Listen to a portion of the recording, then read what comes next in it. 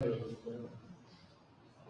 be the chairman of the 2023 Minimum Wage Advisory Committee.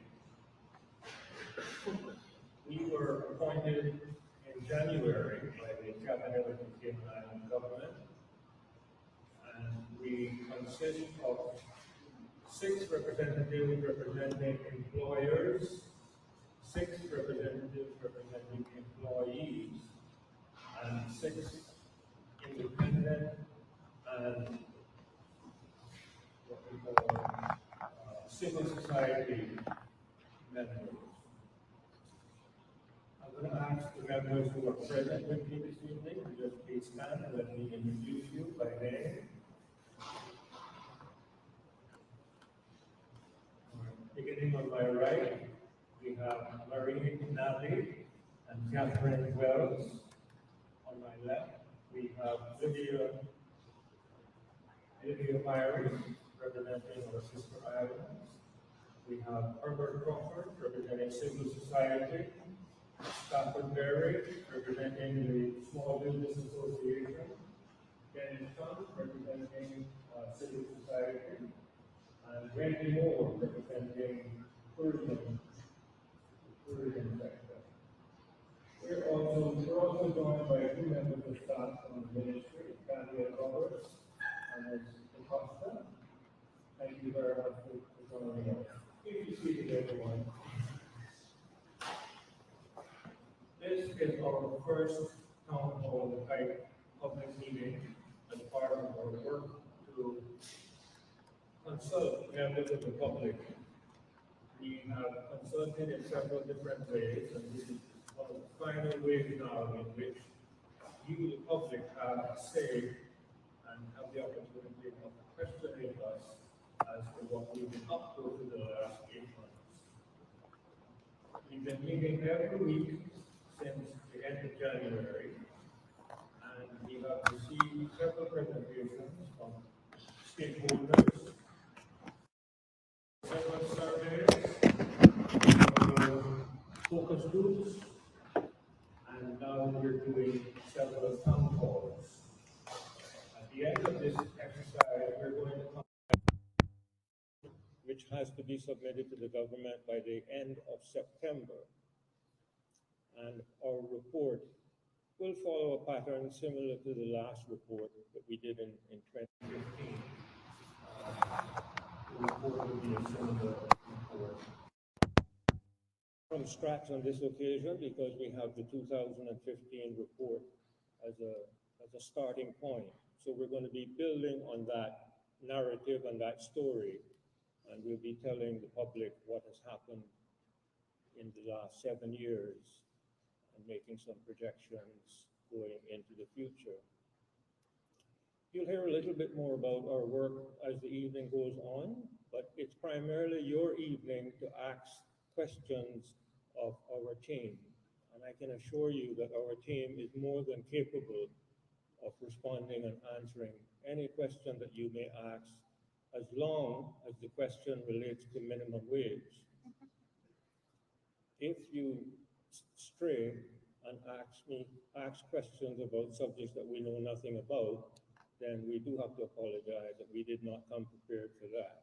But any question you have relating to minimum wage, we'll be more than happy to hear and to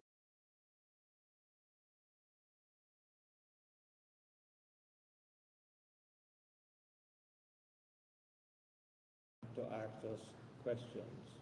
So, Maureen, over to you, and Catherine.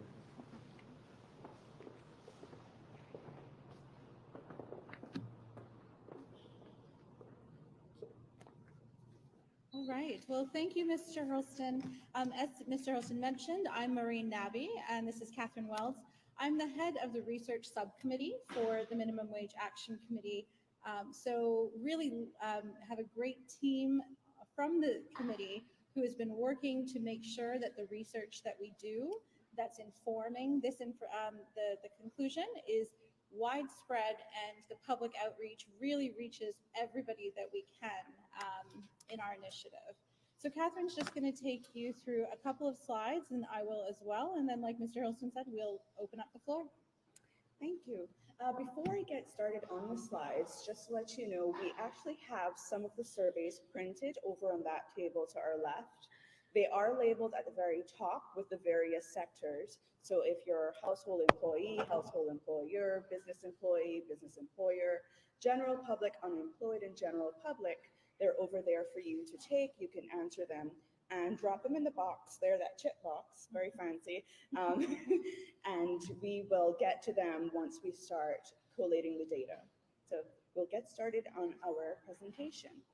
So what we're here to do is our committee's goal is to change a minimum wage and associate the benefits that will impact all of us, whether you're a Caymanian, non-Caymanian, minimum wage earner or not, whether you're in such as an employer, a household employer, or business employer. We're here to explore all avenues and come up with a fair and balanced number that we can recommend to our government. So, as Catherine mentioned, the purpose of the Minimum Wage Committee is really to look at minimum wage. Now, when we talk about minimum wage, there is a difference between minimum wage, living wage, other wages that exist globally when it comes to labor structures and wage. When it comes to minimum wage, the real purpose is to protect those who are the most vulnerable in society from exploitation.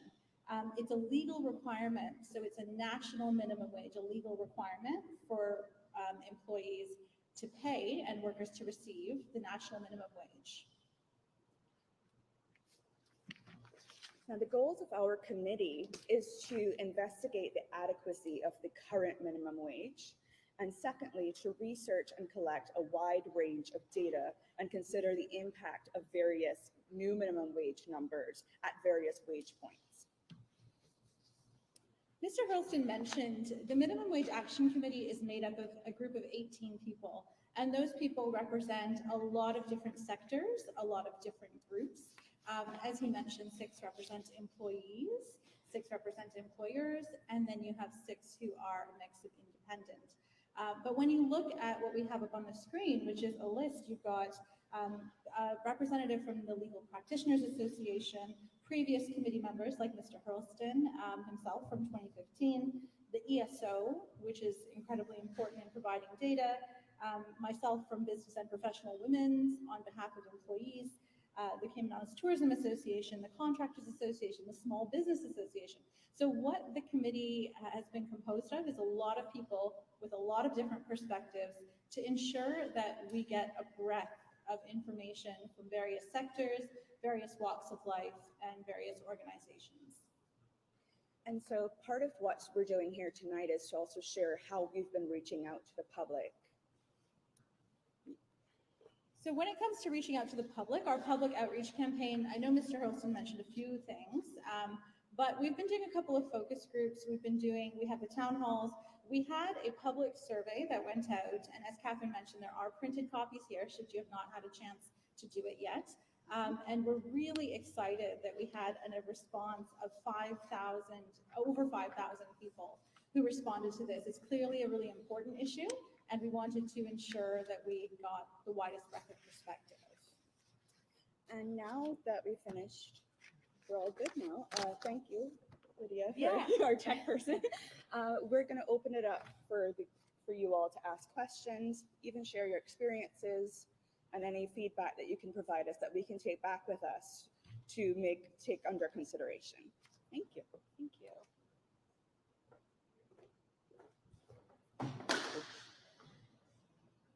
Thank you very much. We're now going to have a microphone that can be walked around the room so that anyone that wants to ask a question can have access to a microphone.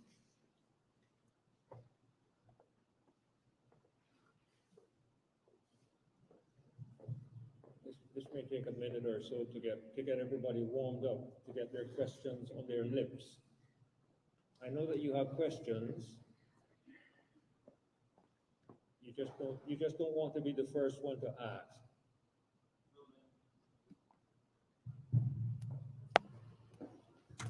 Good evening. I'm not usually the first in anything, but I'll take this chance tonight. I want to thank you all for coming out and meeting with the public and all the other initiatives. And I'll start, having worked in the civil service for many decades, including with Mr. Hurlston, as well as in the private sector these days, tourism to be specific, and restaurant. There are many things I could say that could probably take hours, or questions I could ask. But I'd start with a general statement to prompt it, maybe yourselves or others. And if there's a chance later, I'll follow up with my questions so I'm not hogging the mic. Okay. But I'll just like to say that wage, I understand the purview of your responsibilities here, but wages is a much bigger consideration than salaries. We have to look at the hiring practices, succession planning, benefit packages. For instance, wage in many instances includes, for some people in some categories, housing, transport, schooling, education, travel, other benefits that are not considered salary. Right. We have to look at health and insurance and other benefits. The issue of, employee transitioning, or should I say, staff moving from job to job, losing benefits because health insurance, for instance, is not transferable, and they'll go to another company and all of a sudden they have a pre-existing condition and the new insurance doesn't want to cover them. And also there's very limited or perhaps no staff representation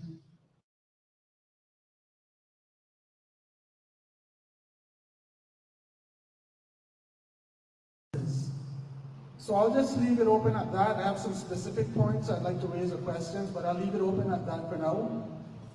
Thank you. Thank you. Thank you very much. You've covered a lot in a very short space of time. The minimum wage regime by itself is not the panacea, nor is it the complete answer to many of the economic challenges that we face in the country. It is a part of, it is not a holistic solution, but it is a part of a complex set of benefits. When we introduced pensions and health insurance compulsorily almost 30 years ago, we thought that that was going to solve some of our medical costs and some of our retirement benefit issues. 30 years later, we're realizing that we didn't put the decimal point in the right place. And now we're finding that we're short. Not for any particular reason other than the fact that no one knows, can predict accurately what the future holds for us. And certainly when these schemes were being designed, no one knew that we were going to have a pandemic. No one knew that we were going to allow people to withdraw funds from their retirement accounts as a result of a pandemic. So we didn't know a lot of things then that we know now.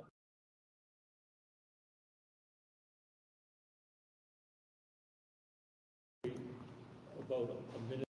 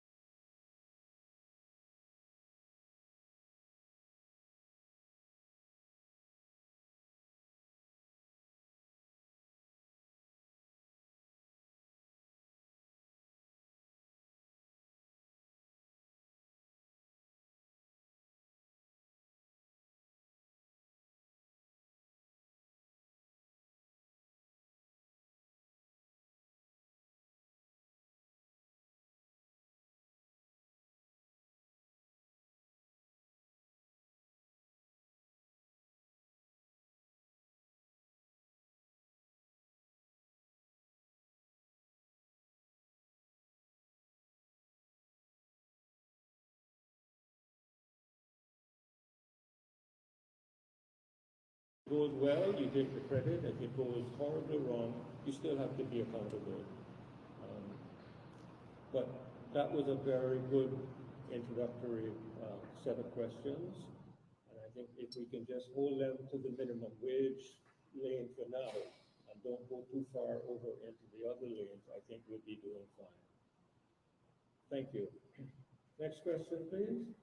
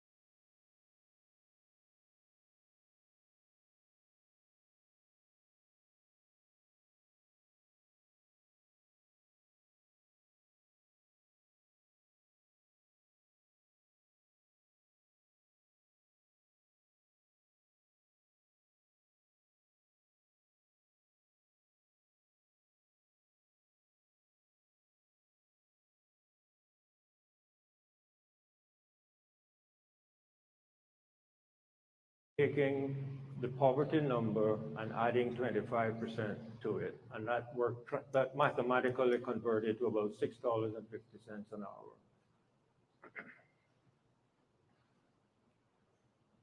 Good evening, my name is Warren Kennedy, and got some questions over here because hearing your questions and answers, I don't know what you say. So are you saying to me that the ESO agrees that if a person is making $6 or $6.50 an hour, 21-year-old Cayman can leave home and be self-sufficient, pay his rent, his transport, everything on $6.50 an hour? And that was the question, but that can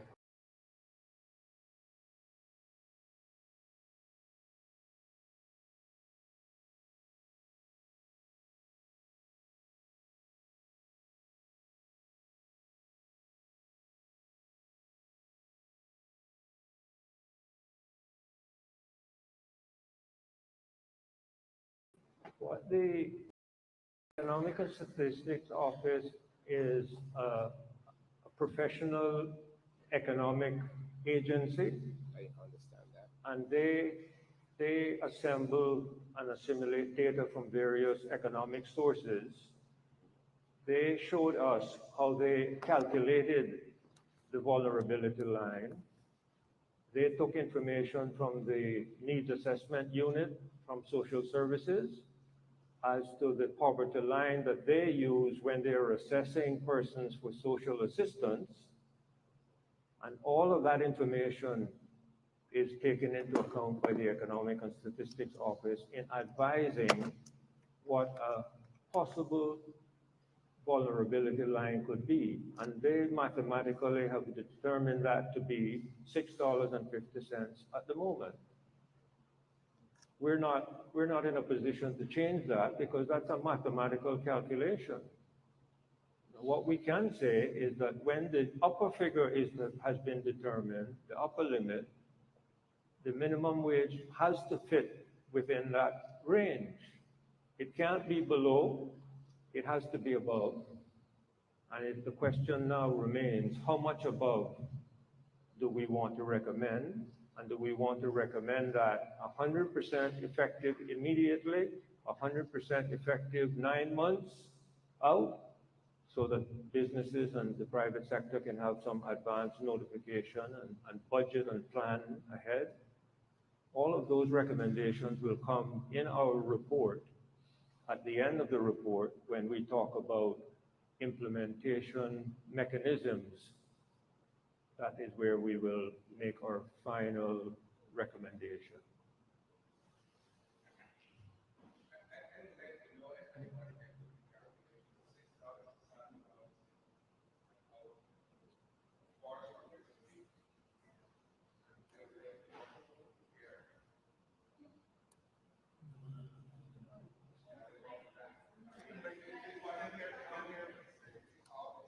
All right. This is what the office is telling us. And maybe I missed some days at school, but those numbers don't add up. I don't know an individual that says, listen, I'm not living with my mother, I'm not living with my father, I'm on my own. Young Caymanian, 22, 23-year-old. Maybe I need to go see someone. I'm missing something. Well, what Mr. Hurlston is basically saying is we are very aware that the vulnerability line is currently at 650, which means that in our current conditions economically, that is not, we know that, people are not being able to afford or have a good standard of living right now. That is why we have been tasked as the Minimum Wage Advisory Committee to go over the data that has been collected from businesses and the public to find what the new minimum wage should be in order to allow other people who are currently making minimum wage, to have a better standard of living. So right now at 650, people are vulnerable and not necessarily having a good standard of living and may not be able to make ends meet sufficiently and comfortably. So that's why our advisory committee is now tasked with the responsibility along with the Economic and Statistics Office to go over all the data that we've collected over the last few months and tonight and find the new minimum wage. Okay, there's a question at the back. Just a quick comment so that I don't fall out of sync with what the terms are.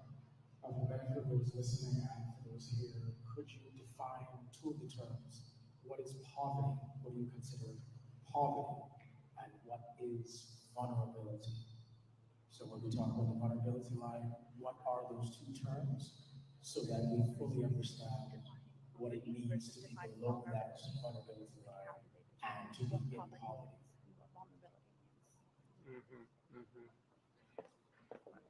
I think the best way to answer that is to say that when we produce our written report to the government, we will explain very clearly where we got the data from, and we will explain very clearly where the numbers come from and how they add up, because we're not in the business of giving information that does not add up.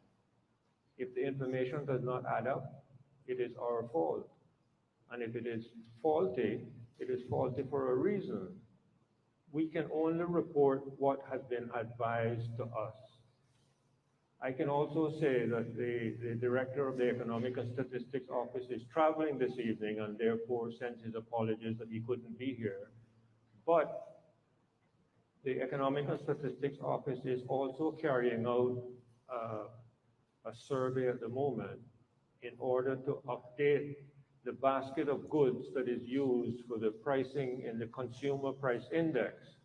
And that is the instrument that measures inflation. And that is very critical to our economic costing. So with the basket of goods being updated, and it won't be finished until the end of this year, we will get a new basket which will give us more accurate information about the movement of prices, and therefore we'll get a better handle of how we manage the inflation measurement number. Hi, good evening.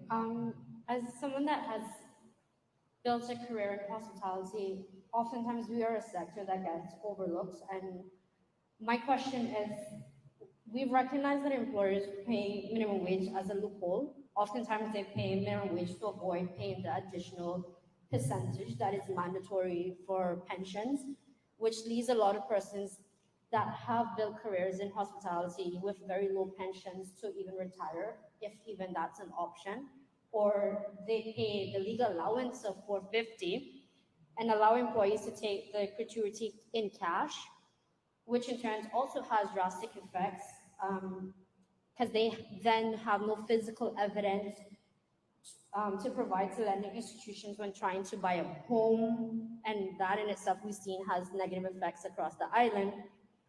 But in the same breath, these same lending institutions do not consider gratuity when we apply to get a loan for our household income.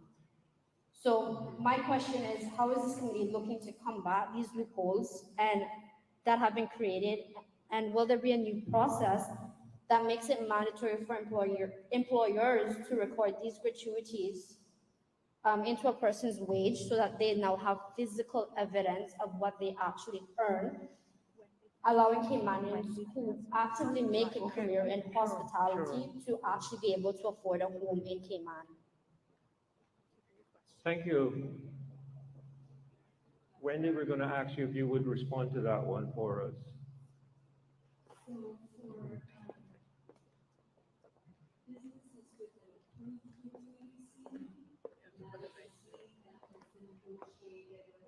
Put it up.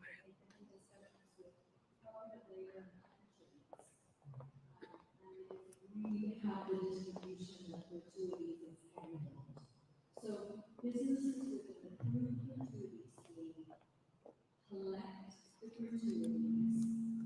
They put together a report on the gratuities. They distribute 100% of the gratuities to the staff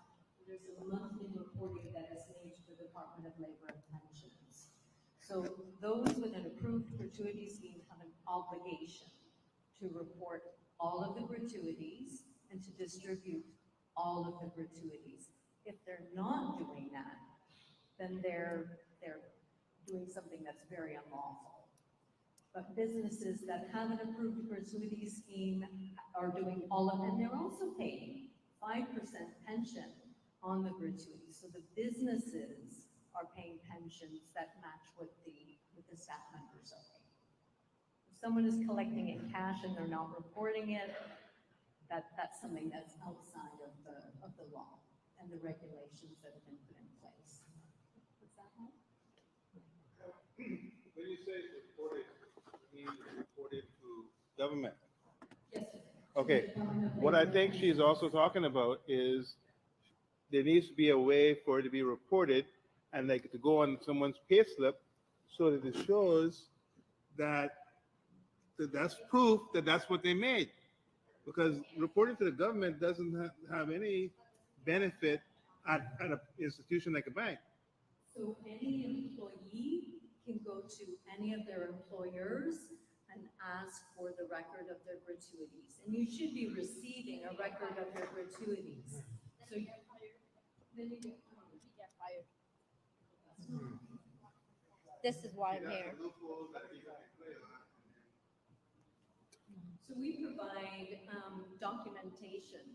I'm in the hospitality industry, I manage a condominium. So when somebody has a reservation, I provide a copy of the reservation that clearly shows the gratuity along with the report for all of that whole month, all of the gratuities that were collected. Each one of the folios are listed, how much gratuity was collected and how the distribution was made to all of my staff. And staff members, Each staff member have a breakdown on their pay slip? they're welcome, yeah, they're showing Have it how much. or They're supposed to have it. Employers are supposed to provide the No, I'm talking, information. you're talking about your example. Yes, So in your example, your employees have on their pay slip that. the total gratuity. the Right. amount So of your money example then is that- what should then be instituted into the law that everybody should have to follow But that. that's what it states. Sorry? That's how the 50% is included on a lot of those, is that what that is? But what about when people, give you 20, 25 bucks and you put that in your pocket? It's different from a gratuity or a service charge. A tip is between the customer and the particular service provider. So if you're a waitress, for instance, working in a restaurant, and a guest provides an additional tip in addition to the service charge, that is supposed to go to you directly as the server. It's a cash tip That's a between, separate- between that's the, between- It's not pooled. It is not pooled. We cannot take that to the bank. There are banks who will accept proof of gratuities as part of their income when going for loans. We specifically asked different lending institutions if they will accept gratuities, and there are lending institutions who will. Anywhere from 50% to 100% of gratuities with proof, so your employer has to be able to provide that,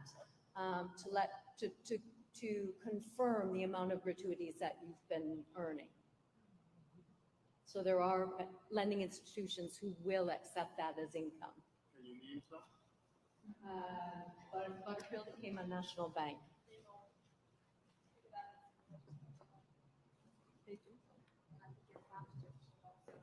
Well, and that's a very good question. If you receive cash tips, one of the things you should be doing in order to help improve your income levels for your bank is take those cash tips to the bank and deposit them.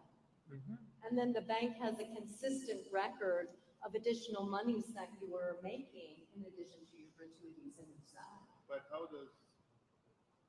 how do you prove that $150 you deposit is not from your salary and you just regurgitated it and put it back in your account and it's actually a cash tip? You make a notation in the memo section, tips. Because it,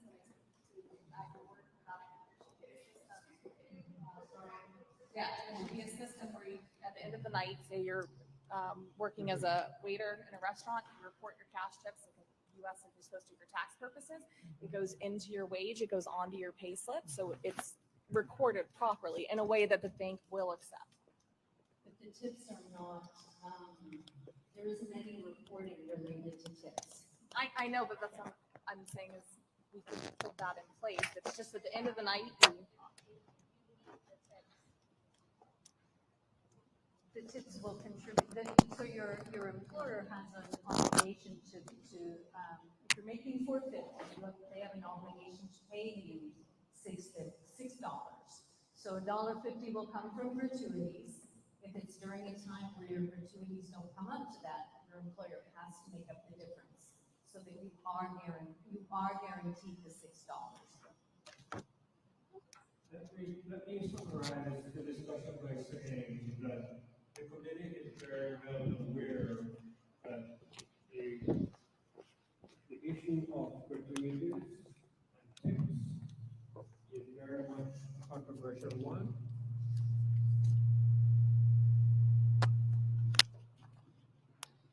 We are also aware that several complaints have been made in regards to the distribution of gratuities. I think we're also aware that there was a private member's motion moved in Parliament not long ago to establish an investigative arm to look into the whole question of the distribution of gratuities. I think that's perhaps a work in progress, ongoing.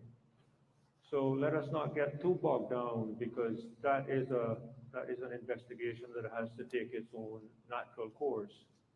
But there is a system for gratuities to be designed and submitted for approval, and if the designs are kept to and are maintained properly, then there should be no reason for anyone to be concerned. If there are irregularities and abuses within the system, that has to be dealt with as an investigation. But those companies that submit legitimate schemes and get their schemes approved, and they follow the scheme religiously and accurately, those firms should not be penalized because someone else doesn't follow the rules. So let's leave that one for the time being. Catherine?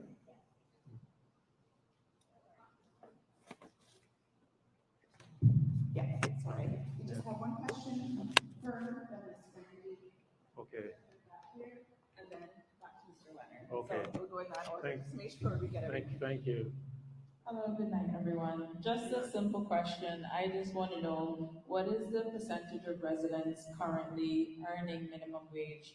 And based on this figure, on a global scale, are we doing favorably or is it unfavorable? I wish I could give you that figure at the moment.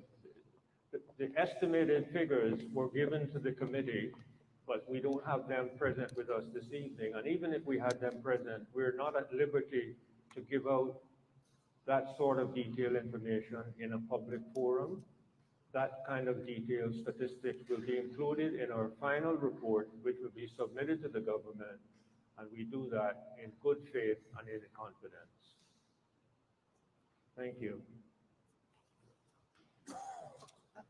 Good evening, Mr. Helston. I just have one quick question. In light of the government increasing the stipend for the elderly veterans and those on permanent financial assistance, which has gone up to $12.50 a month, which obviously if you extrapolated that down to if they were working for it, it would be about $8 an hour.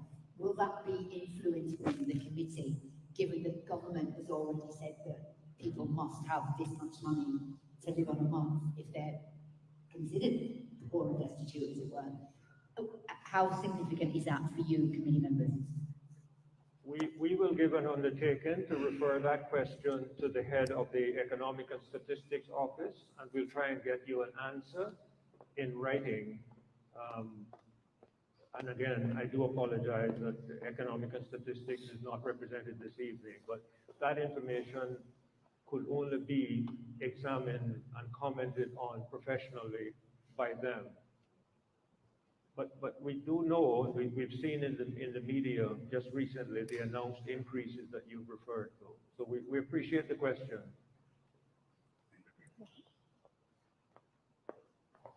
Good evening, everyone. Good evening. I came a bit late, right? So I guess I gotta ask again.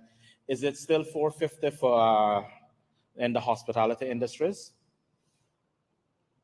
I'm sorry, I don't Is it still understand. $4.50 an hour? Are they being paid Yeah. $4.50 an hour? So, $4.50 an hour is if there's an approved gratuity scheme, your minimum wage that you're allowed to pay with considering gratuities to bring it up to $6 is $4.50. And that 25% is made up using a portion of gratuities. $4.50 is also the base for domestic helpers. And, but that's only if the 25% is made up with housing. So that you allow that person, if they're a living domestic helper. And that makes it up to what would be $6. So that is still existing. Okay, that is a fantasy land. You make it sound beautiful, but I'll be brutally honest. $4.50 an hour does not cut it. I sat on the housing board for 5 years. People come in there less than $1,000. The bank doesn't look at whatever gratuity you make. You can make 3,000 gratuity. They'll take 50% of that. You still do not qualify for anything. You can barely qualify to buy a car. That is unacceptable. If you're going to pay these guys $4.50 an hour and then say, oh, we're going to just match it up with gratuity, then the manager should not get any gratuity at all. They're already on a high-end scale. Why would they need it? That's a question you should ask yourself there on that one. Why would they need it?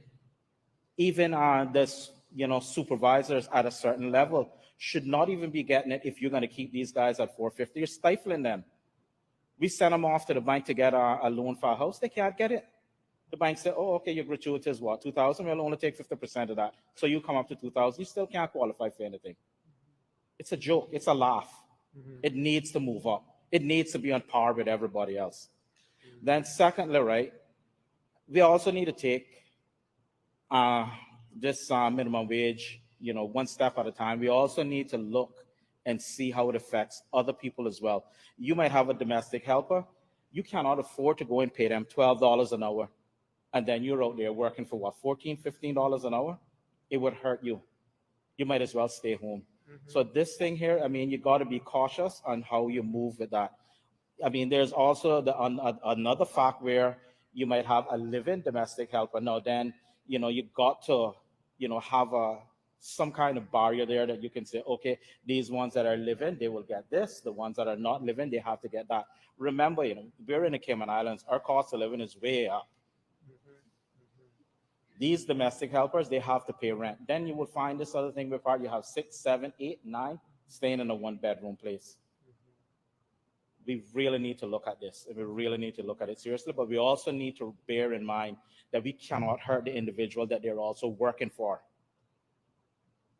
That's all I have. Thank you for your comments. I will say a couple of interesting points of data have come out, both from the ESO and what they've shared with us, and also the public survey that was done.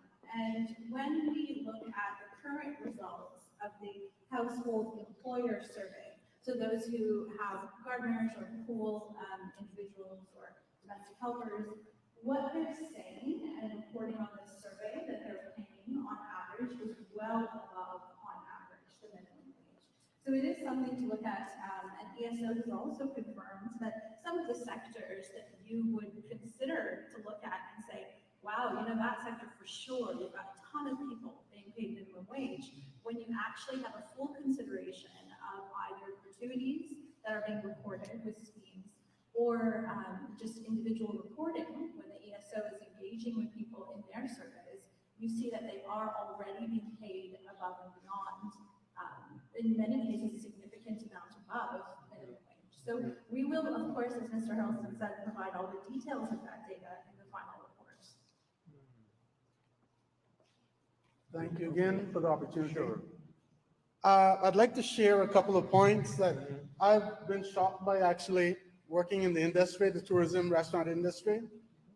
As we know, during COVID, an explosion of delivery, takeout services proliferated until now. Wendy's, Popeyes, everybody has delivery, the big restaurants. And guess what? If you order something to eat tonight, it's prepared by the top chef, the line cooks help, the cleaners help, the administrators help. No gratuity or tip is paid on any takeout order. And that is a major source of income for the industry right now. That is very shocking. Also, I would like to mention although it's indirect, other issues such as the gratuities being, or the pension not being paid for 6 months on temporary workers, which is being abused by some employers. But generally, another suggestion is that the gratuity should not be a monthly, should not be an hourly. It should be monthly or yearly, annually, because an employer can be required to pay $12 an hour, but then if he cuts the hours down 20, 30%, you're still only taking home the same as you did before. So I think what really matters to anyone is their monthly take home or their annual take home. And that should be considered strongly as well. Thanks. Yeah, I think those are very useful suggestions. And I was in an interview with another media outlet earlier today, and we were commenting that in the United Kingdom at the moment, they are carrying out an experiment of implementing universal income to households in certain areas in the United Kingdom as a pilot project. It'll be very interesting to see how that pilot project turns out, because if you have the revenue base from which you can afford to pay a national universal income to every household in your division, in your district, that is a concept that could come in the future. That would relieve a lot of idiosyncrasies, and it would really provide a fairer distribution of wealth, perhaps.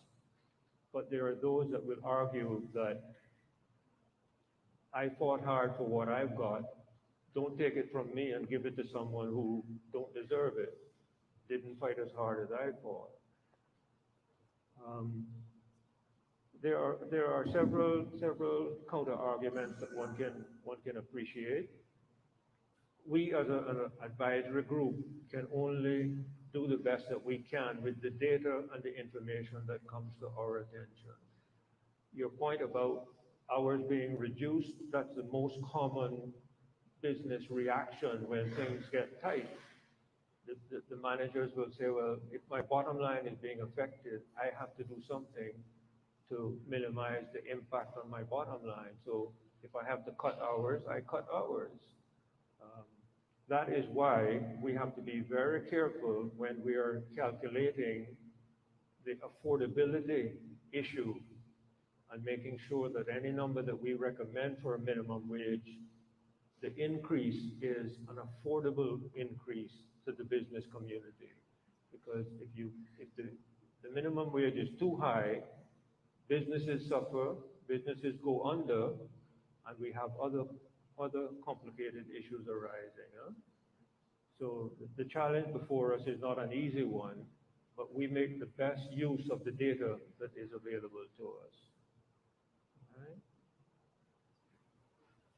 Okay.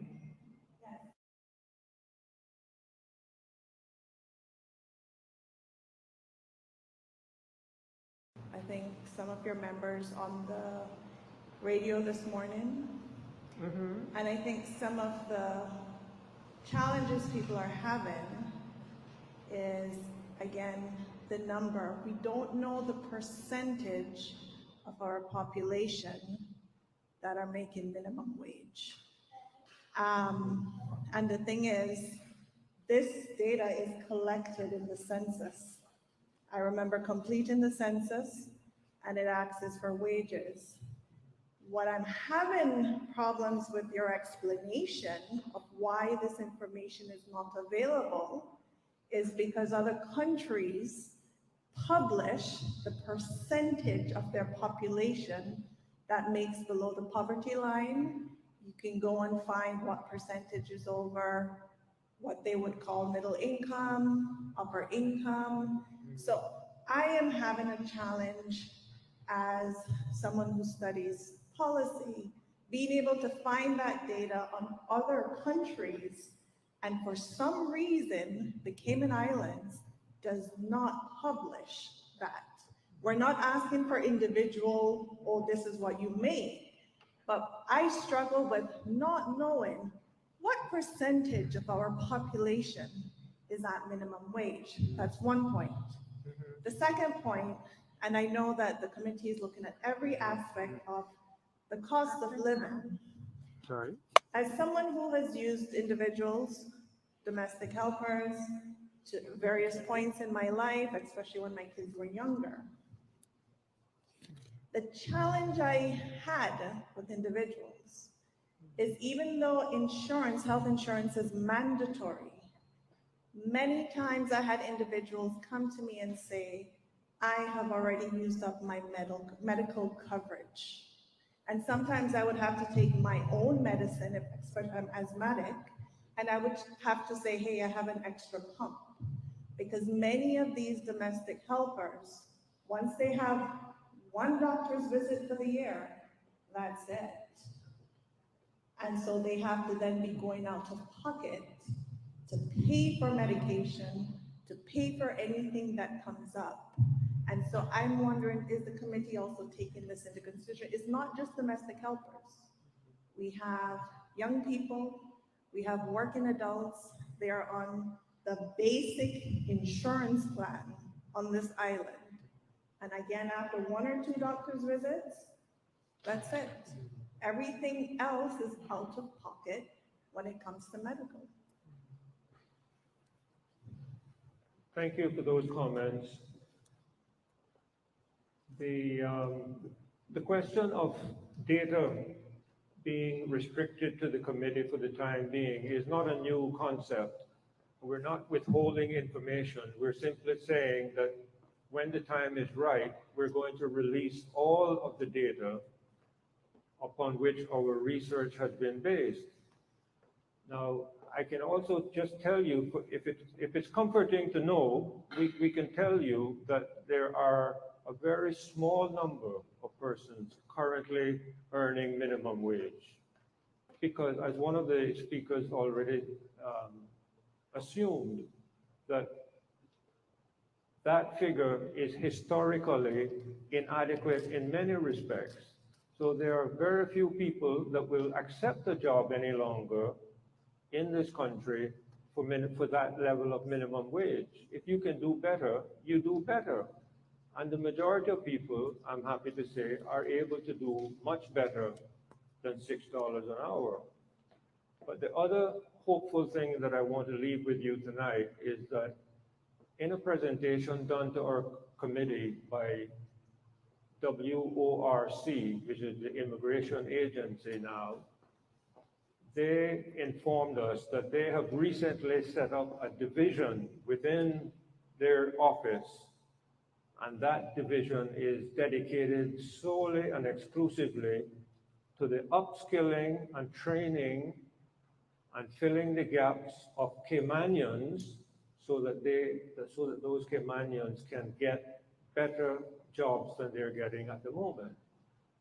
So those persons who say that, you start out as a minimum wage worker, but with a little bit of help, a little bit of training, and a little bit of upskilling, you don't stay at minimum wage for very long. You begin to move up. And that is the type of story that we would like to think that our Caymanians are indulging in.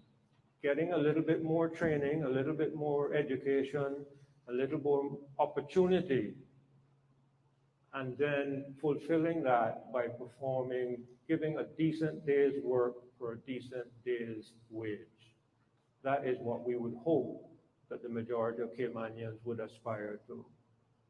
And let me just say that there are jobs that Caymanians will never want to do because there are certain jobs in every society that are not regarded as prestigious, and somebody has to do it.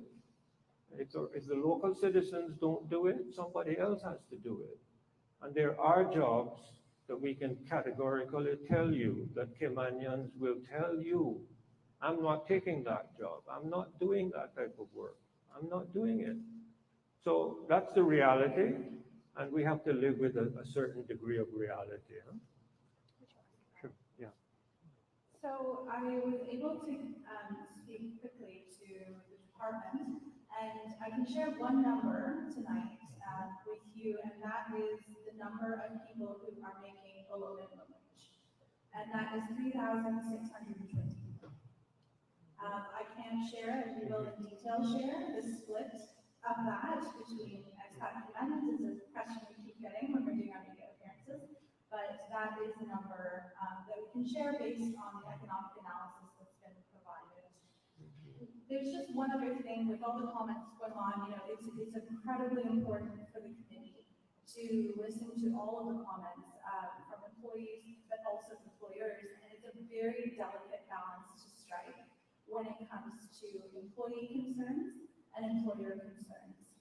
We have the Small Business Association represented, and there is a concern that above a particular threshold, particular businesses won't be able to survive if minimum wage goes up. And so ESO is helping us analyze that, but also our business survey. So we're really doing our best to strike a balance between the two. Another question? Oh, sorry. Your warning was below minimum wage. That's 3,006, whatever. So you mean to make it less than $6 an hour? Or are you saying they're not $6 an hour? 3,620 can be considered as making less than minimum wage when you calculate wages per hour. Now, we have to think about what that entails. And if ESO were here, they would say, you have people that choose to work part-time, you have, they're doing this on a 40-hour work week, I believe, when they calculate. You have people who are, they own a small business, they only work a few hours here or there, or they take a contract, and that contract pays X amount, but that's their choice, right? So there's a lot of different people included in that end up adding to the number of those who are being paid below minimum wage at the time. Okay, but isn't the minimum wage stated as an hourly wage? It is. So if someone works 15 hours for the week, or they work 60 hours for the week, it's still an hourly wage, right? So how does working less hours make it okay to be making less than $6 an hour? So in particular industries, if you, let's say I work 20 hours a particular week at $6, and the next week I work no hours, and the week after that I work no hours. What the ESO is doing is looking at it on an annual basis, right? To say holistically, this person in this industry, or whether they're a Caymanian or expat, is making less than what would be considered minimum wage. So that's that number. So, but in that respect, then you could also throw in people like new mothers who are taking unpaid leave. Would that affect then and put them below the $6 an hour? See, I'm just not understanding how you can say a minimum wage is an hourly wage, but then calculate it on a monthly or annual basis. And then say some are okay because,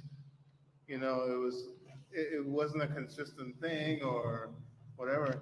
If it's a $6 an hour minimum wage, right? And someone is averaging out according to their hours less than $6 an hour, isn't that illegal? Or isn't that inadequate? You know what I'm saying? And also,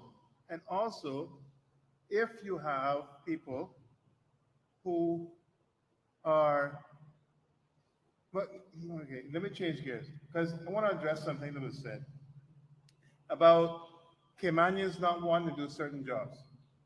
Correct. As a Caymanian, I tell you right now, you pay me enough money, I'll do anything.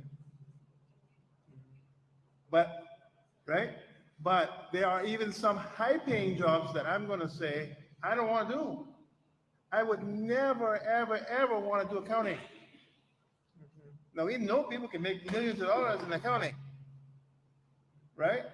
So I don't think we can, I think we as Caymanians have gotten into that mindset and of accepting what other people have come here and said, that Caymanians don't want to do certain jobs, and accepted that and said, yeah, we as Caymanians don't want to do that.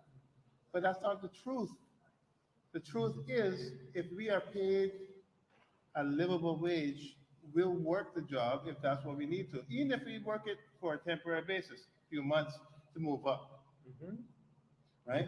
But when you have to pay the child care, which if you don't get any kind of child care that's worth anything, you're paying over $600 a month, right? You making minimum wage, that's more than half your pay gone. And I don't, I'm not a mother because I'm a male, but as a father, I would prefer to stay home with my child if I can't make enough money to pay for that child care and pay for my other things. So I think we just need to get out of that mindset about Caymanians not wanting to do certain jobs because of our prestigious. I think you raise a very interesting point, and we can debate that for a very long time. But I think there are generations of Caymanians that have said over the years, and I've only been around for 72 years, so I can only vouch for myself. But I've heard enough anecdotal stories in my 72 years of living here that I can tell you that there are certain jobs that Caymanians refuse to do.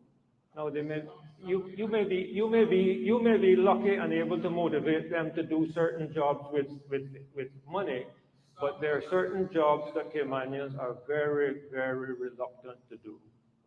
We have to admit that that's just a reality. It's not every Caymanian, but there are some Caymanians. So let's not say there are some jobs that Caymanians refuse to do.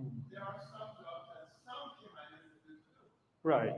There are jobs that every Caymanian refuse to do. But those are not the same. But the jobs I refuse to do are different from the jobs you refuse to do, and different from the jobs you refuse to do. So let's not lump everything into a big old group. Because that's where stereotypes are born, and stereotypes then are threatening to become reality. Okay, I hear you. I hear you. Okay, next question, please. Over here, please.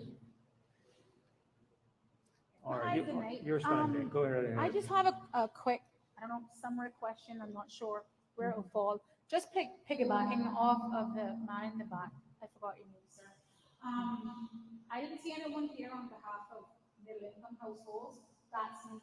I am a working professional. I earn well above minimum wage, and most people would see my paycheck and say, well, she earns too much money, or I don't know, whatever. But I employ a domestic helper, and obviously, I am in no way, I don't have the answer to this. I just want to say that. I'm not here to say if it should be up, down, around. I don't know. But what I do know is that as a middle income household, what is the consideration for the cost of living that this increase is going to create? When we establish a minimum wage, it is on a national level. We've already separated the tourism sector from the rest of the workers because somehow they can live on less than everybody else. And we come up with this, we'll add the grass to it. Well, we heard a young lady here say it's not happening. We heard the man in the back there said it's not happening. And these are just two people, and there are people who aren't here. Right. We can talk about policing it. It's not being enforced. We've got laws on.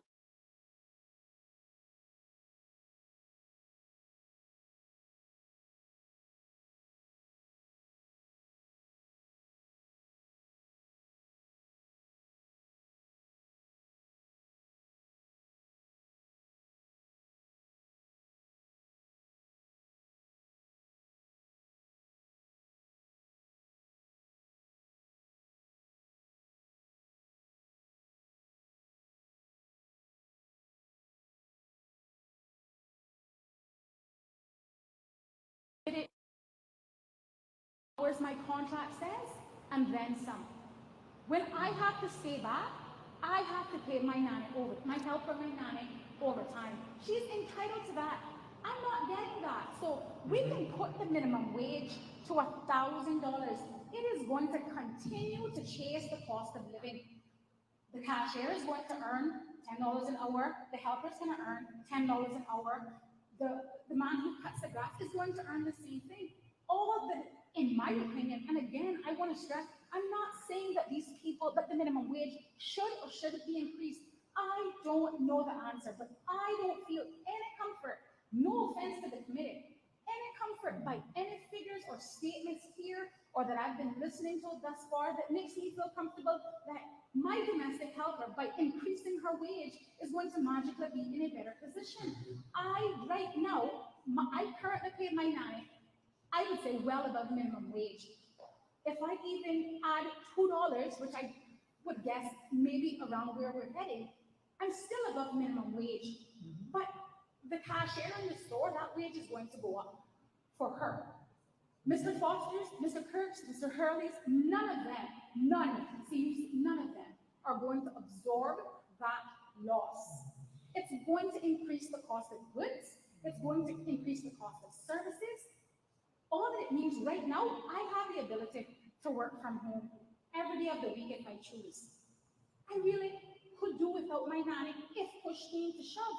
So instead of doing without her completely, I'll try to fit everything that I would ordinarily fit into my 4-hour work week for her into a 20-hour work week to meet the current minimum wage that's being eyed, if you will. So how does that then put her or any other minimum wage in a better position instead of hiring a gardening service that I bring in for $200 a month?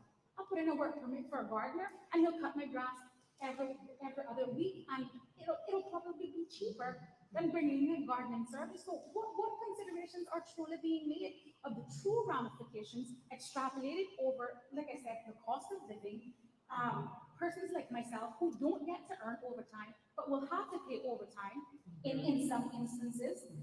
I think about things like aftercare programs, because if there's a national minimum wage, those aftercare workers have to pay that too. Sometimes people are doing without helpers, sending their kids to aftercare, can barely scrape by. Preschool fees are going to go up. We get no assistance with that here in Grand Cayman. I know in Cayman Braca they do. We don't get that assistance here. There are people who currently pay, like myself. I think I give generous benefits to my helper. There are people who don't have the luxury of doing so, but if you continue to back people into a wall by increasing it without truly addressing what I believe is at the heart of the problem, which is the cost of living, you're putting them in a worse position, in my opinion.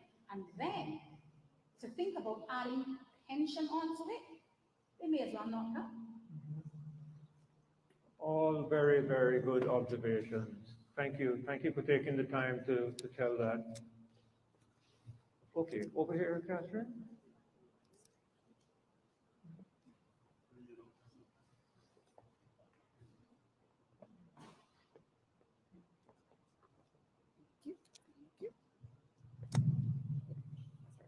I just wanted to emphasize, thank you for all of your points, and it's very, very valid.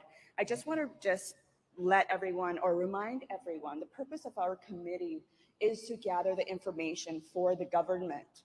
The answers that we're giving you here tonight are not the finite answers. These are information and answers that we're giving you that are going to help us gather for our report to the government. So please understand that these are not finite. This isn't put into law. We don't get to make the final decision overall. So I just wanted to reemphasize that because I think some people are interpreting our answers here tonight that we're giving to you or anyone online as if this is law, this is final, these are the decisions that have been made. We're not the government.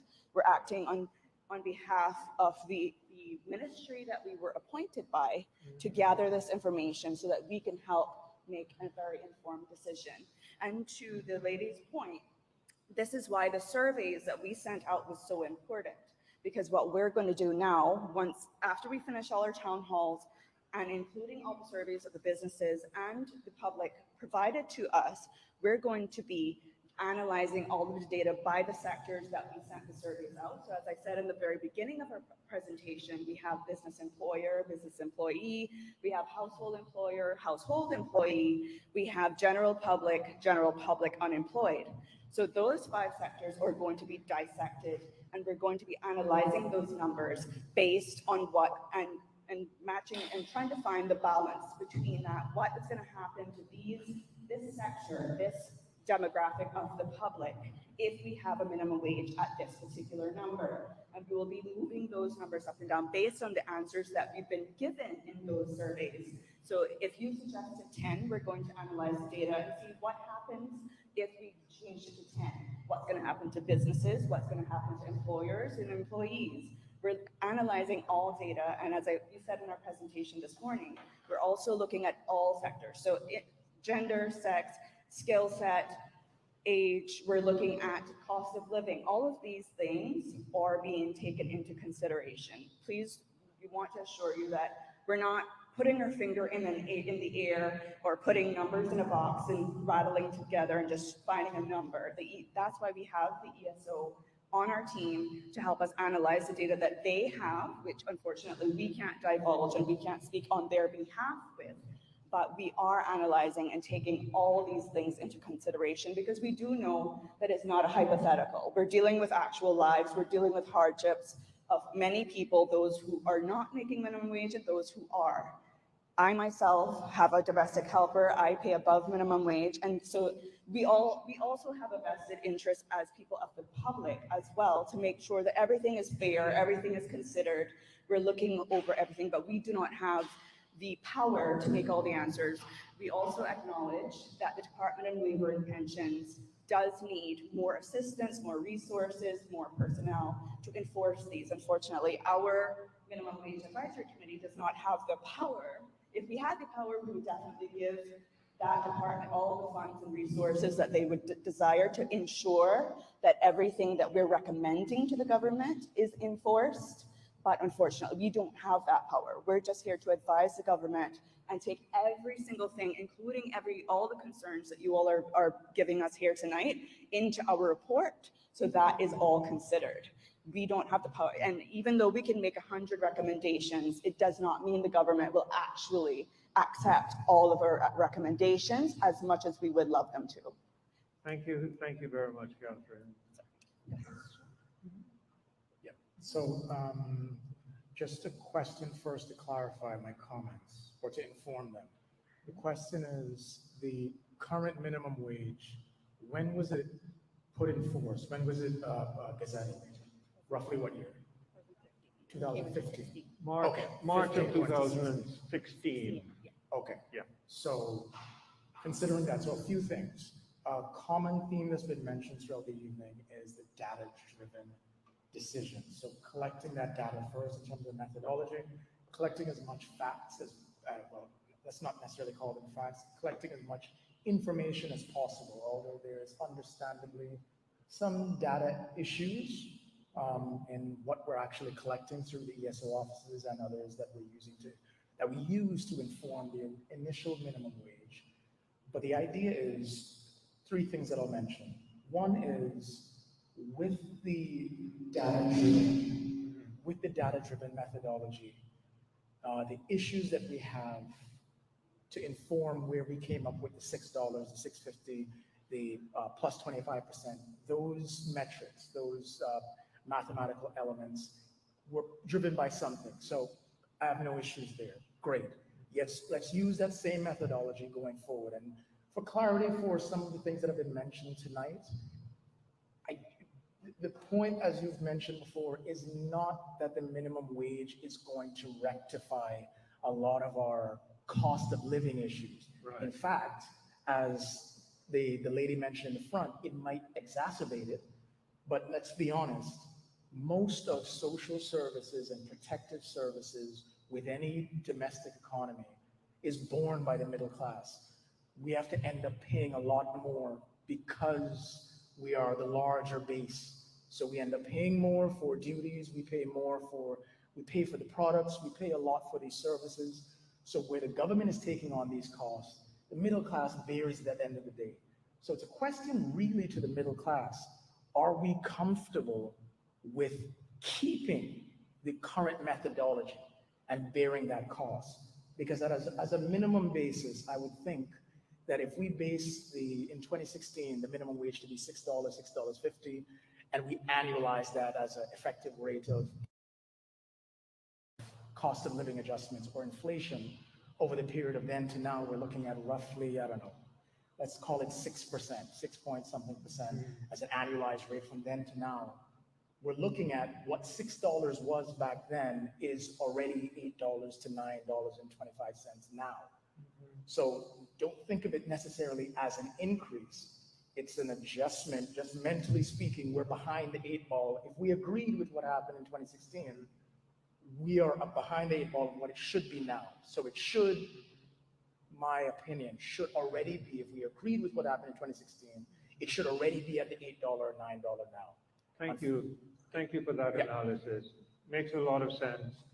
And let me say that when the $6 an hour was recommended, it was recommended because it was a conservative number. We could have recommended a higher number than $6. However, it could have also had a negative impact on certain small businesses in the country. So we took the decision, and the government accepted our advice, that it was better to start with a modest beginning and adjust it upwards later on than to do the opposite. To do the opposite would have been economically irresponsible and dangerous. So we set a very conservative number to begin with. 7 years later, most people will acknowledge that you can't maintain a number for 7 years without some adjustment. Huh? So some adjustment is inevitable. It's a question now of how much that adjustment is going to be, and how do we absorb that adjustment in our economy that is not to the detriment of the country. All right, questions? Yes, Rob?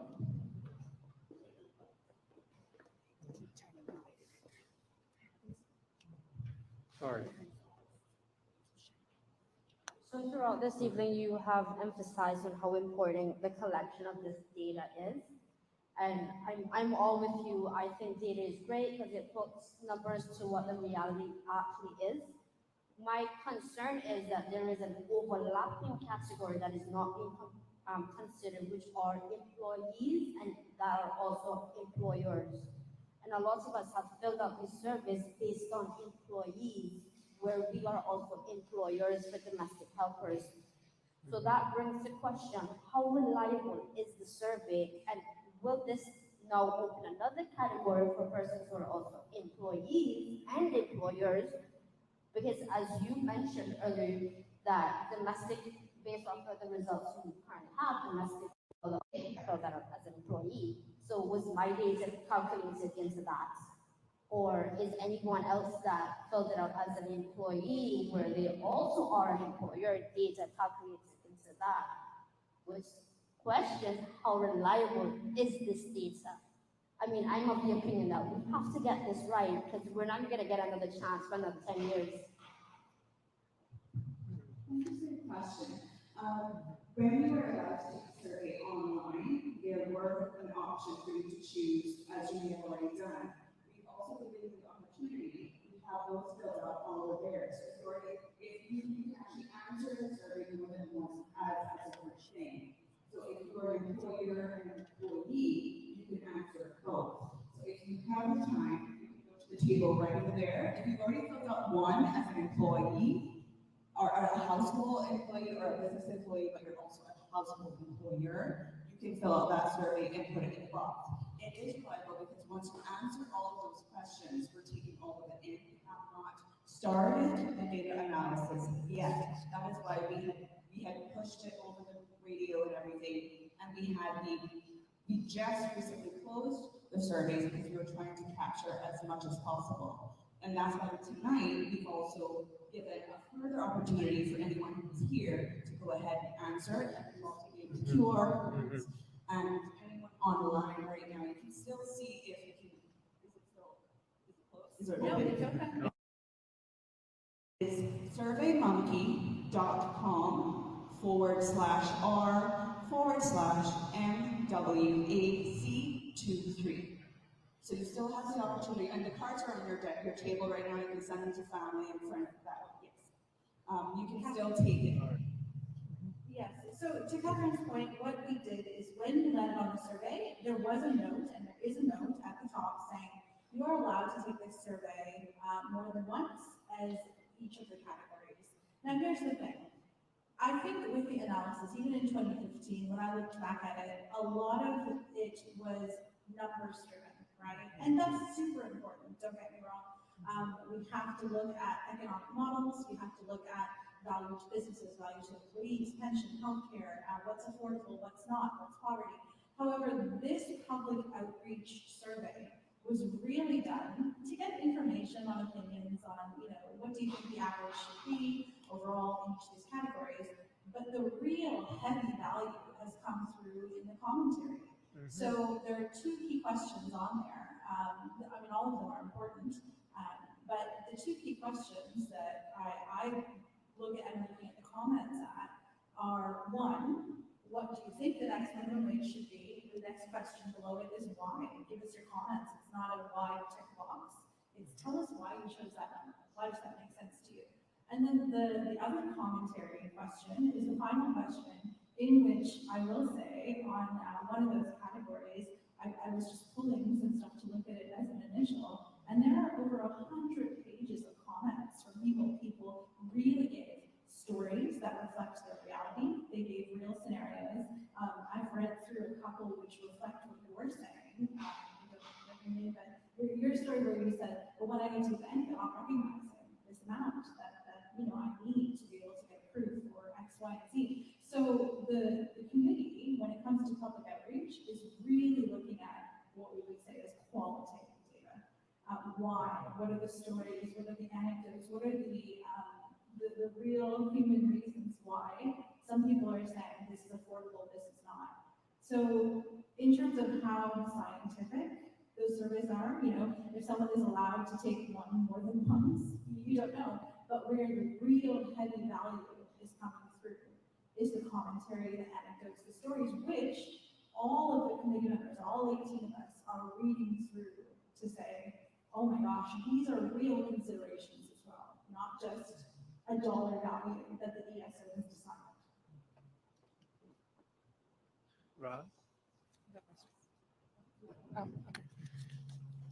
Okay, so for continuing on to the health insurance, I know you guys can give a comments about, I think that should be factored into minimum wage. Because typically most employers, unless you work for government or a select few companies, they cover 50% of the SHIC plan. And I've worked in a hospital down here and checking benefits. It's 1, maybe 2 doctor's appointments a year. It's terrible. If you are married, your spouse needs coverage, or if your children need coverage. That is 100% out of pocket. And that is just for the basic plan. I do think you could benefit, this is one option in doing a percentage, a max amount of a person's salary, and obviously the Ministry of Health needs to look into the health insurance coverage and the basic plan. It's not adequate by any means. That's a whole separate issue, but I do think requiring employers to pay 50% of any dependents as well could really, really help a lot of people, and 50% of any plan, not just the SHIC plan. Sure. Because most people need more, way more than that. I mean, even the SHIC Plus plans aren't very good. You have $1,500 out of pocket for the most part, or $1,000. And then, so NAU, their qualification is below 3,000 after health and pension. So that averages out to, I think it's 15.43 an hour. And so if we want to take people off needing assistance, I hope that would be factored in. And then I did some research a couple months ago. So we have a 2% higher cost of living than New York City. Their minimum livable wage, and this is different from our minimum wage here, is 21 an hour, not factoring the fact that we have a 45-hour work week as opposed to 40. It puts us around 22 or 23 is a livable wage. And even that's still going to be a bit tight down here. If you look at the cost of housing, health insurance, vehicles, gas, groceries alone, I mean, even being cheap and cooking as much as at home is really difficult. And I know a lot of people here raised a good point about needing helpers, gardeners. To me, it's a bit of a luxury. Now, domestic helpers are also a bit of a necessity because most people, both partners are working. And once again, it's a 45-hour work week.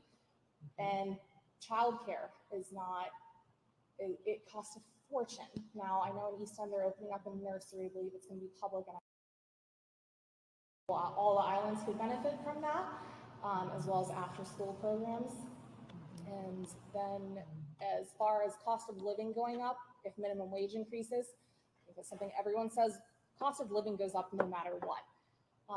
And a lot of small businesses are probably where it's going to hit most, which is why a lot of countries have subsidies and programs for small businesses to assist so that they can take that on and maybe remodel their business structure. But a lot of these are big companies, large companies, they're making a ridiculous amount of money at the top levels. And I also think if we're going to evaluate these businesses, we need to look at how the upper management, how much they're taking home, because if they can afford to go on luxurious vacations and buy multiple houses, but then their lowest paid employee can't survive, there's a problem there. And it's much, that would be difficult to regulate, but I do think that needs to be taken into consideration as well.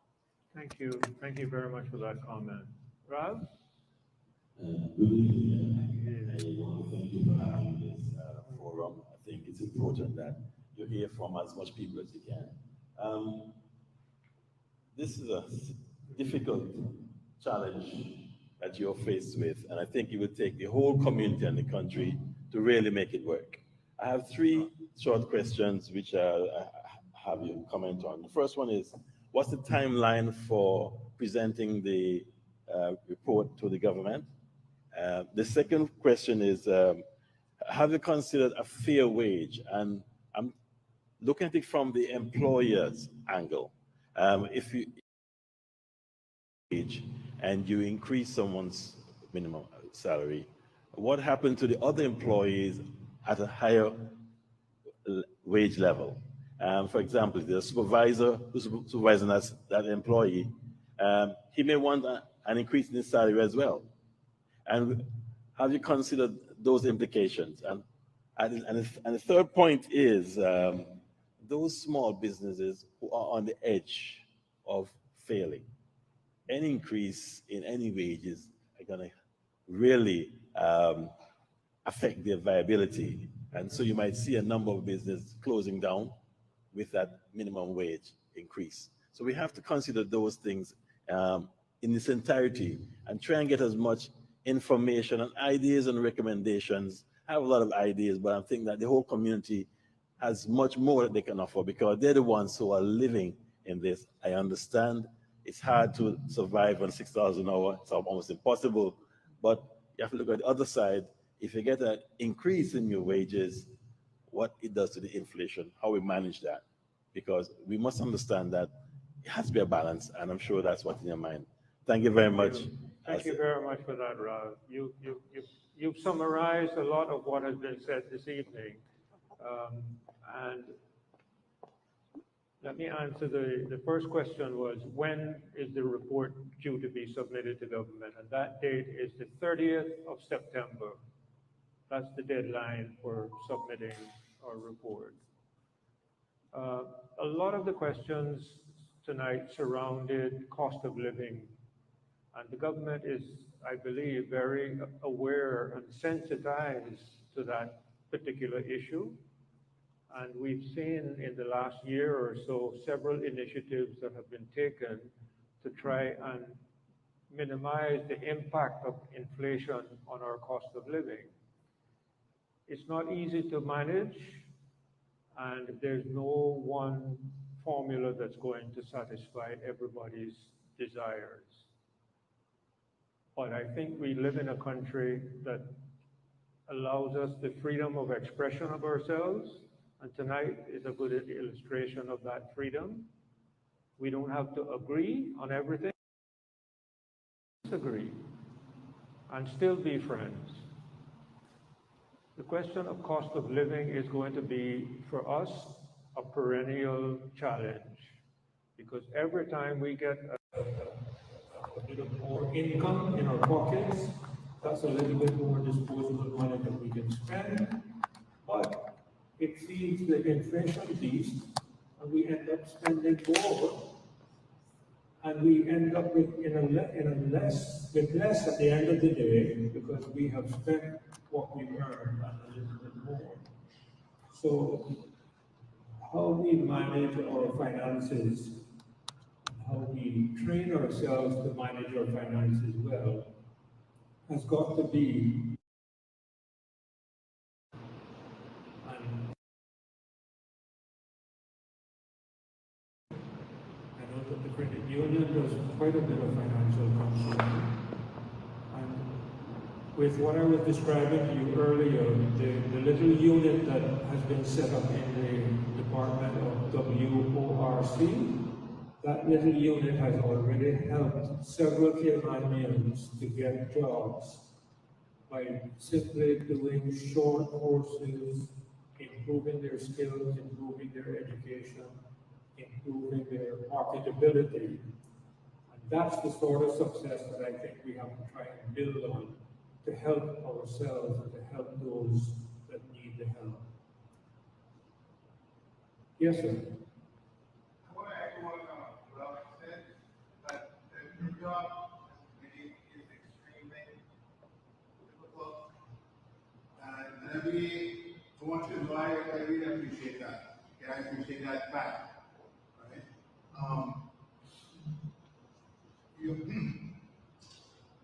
Thing is, I just want to point out that anybody who's on a committee of this kind, right? Once you step into that role, you're not you anymore, right? You're not there as someone representing your own beliefs.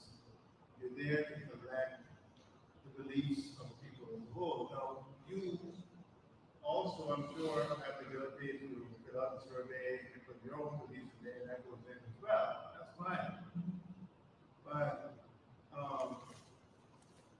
there should not be an agree to disagree, because it shouldn't be a disagree. I believe that as a group of 18 public servants, although you know public, we should be there to collect what we say, not to explain why it's wrong or it's perceived wrong or anything. See what I'm saying? And I think that we would have a lot more people in this room tonight if people saw that in not just this, I mean, in committees as in general in this country, people were more of that kind of mindset. If we felt as a people that we were truly going to be listened to and not dismissed. Even a small little thing that's important to someone over here, if it's dismissed, that goes down. And then that person goes home to other people, and the whole thing is spread. And then we not really get the true representation. You guys are not collecting the true representation of our country's citizens and residents and their opinions on an idea, on a concept or a bill or anything. Now, I know you said that what you say is not the law. The lawmaker